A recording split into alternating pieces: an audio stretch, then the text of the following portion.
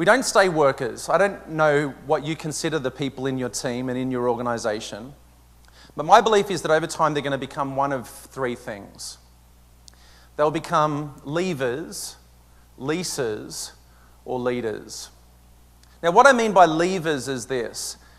There are two categories of leavers, one obvious and one less obvious.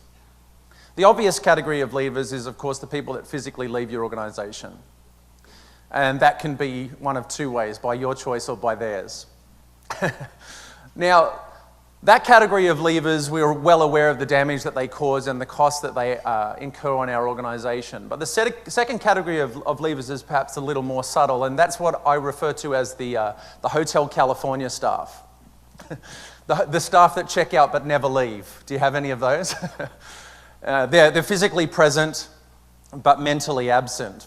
And of course, those people incur a huge cost on our organizations. Now, the second category that I believe people become when they transcend from being workers and really become embedded in your organization is what I would refer to as leasers.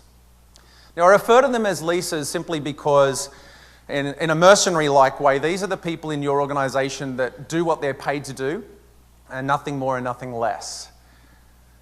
And of course, in most organizations, that won't get you fired.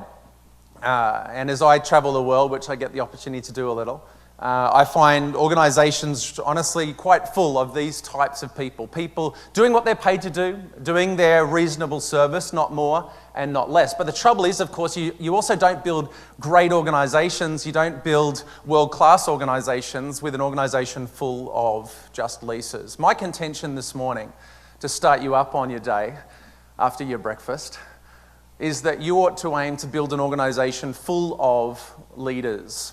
And what I mean by that is not just with a leadership team. I mean the sort of organization where everyone is leading. There's a big difference between building leadership structures and building leadership cultures. Or to put it another way, a big difference between building an organization where leadership is my business card, my corner office, or my title, versus building the sort of organization where leadership is really defined by the way everybody, rank and file, carries themselves and carries the mission, vision, values of the organization.